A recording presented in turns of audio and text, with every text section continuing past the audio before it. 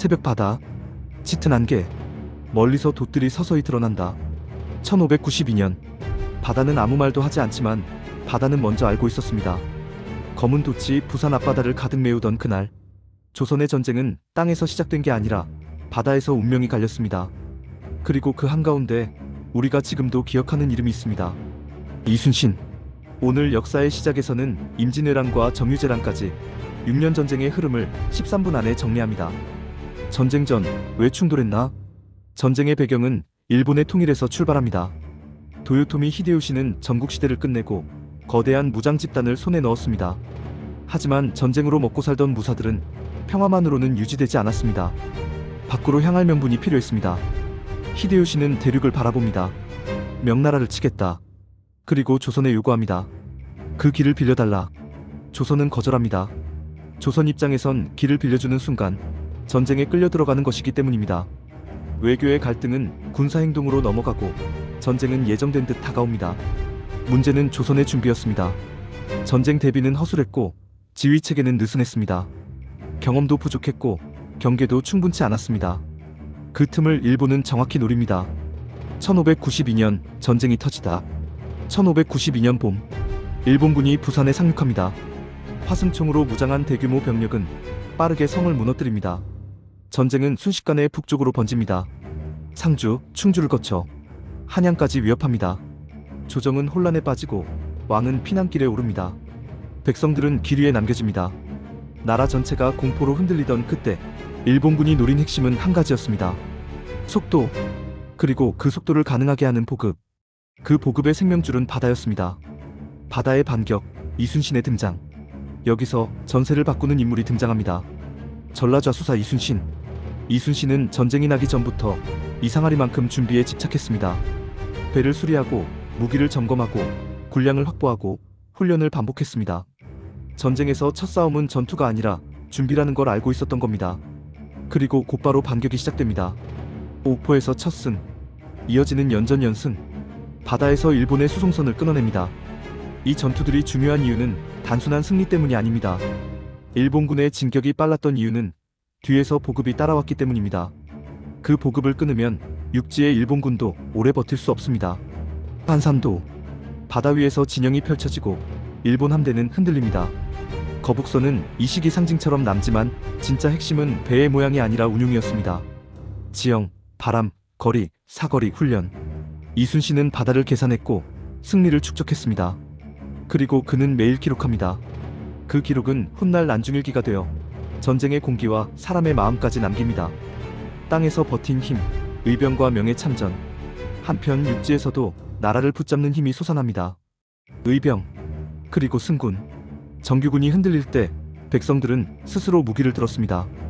누군가는 가족을 지키기 위해, 누군가는 마을을 지키기 위해, 누군가는 나라가 무너지면 산도 무너진다는 절박함으로 조선은 명나라의 원군을 요청합니다. 명은 움직이고 전쟁은 국제전으로 커집니다. 전세는 서서히 바뀝니다.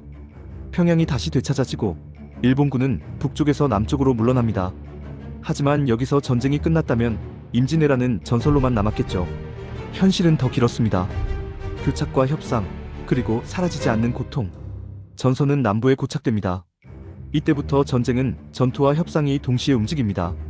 명은 부담을 줄이고 싶었고 일본은 체면을 원했고 조선은 안전을 원했습니다. 하지만 협상이라는 단어는 백성의 삶을 구해주지 못했습니다. 약탈은 계속되고 농지는 황폐해지고 굶주림과 질병이 번졌습니다. 전쟁의 시간은 기록보다 길고 전쟁의 피해는 전투 장면보다 깊습니다. 결국 협상은 완전히 봉합되지 못합니다. 그리고 1597년 전쟁은 다시 폭발합니다. 정유재란, 최악의 순간과 명량의 반전.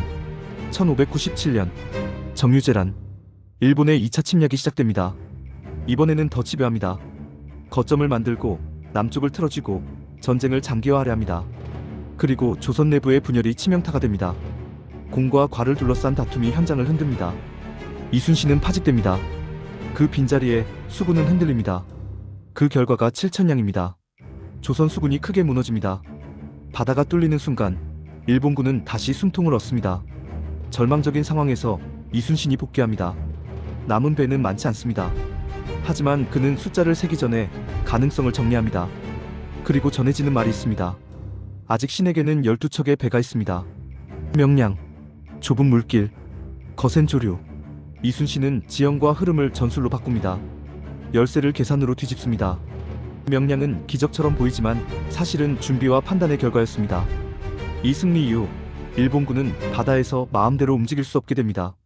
전쟁은 다시 교착으로 들어가고 일본은 성에 갇히기 시작합니다. 1598년 철수와 마지막 해전.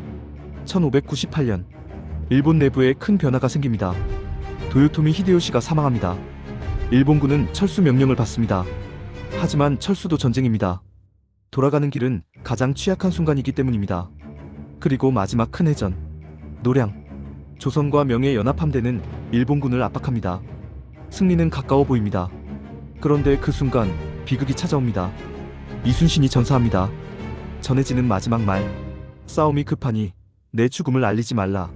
지휘관은 끝까지 전장에 남았고 그의 죽음은 승리의 순간과 함께 기록됩니다. 전쟁은 그렇게 끝을 향해 내려갑니다. 임진왜란이 남긴 것. 임진왜란은 끝났지만 전쟁의 값은 이제 청구됩니다. 조선은 국토가 파괴되고 농업 생산이 무너지고 사람들은 흩어집니다. 궁궐과 사찰, 책과 기록도 불탑니다. 일본도 큰 출혈을 치렀고 명 역시 막대한 군사비로 국력이 약해집니다.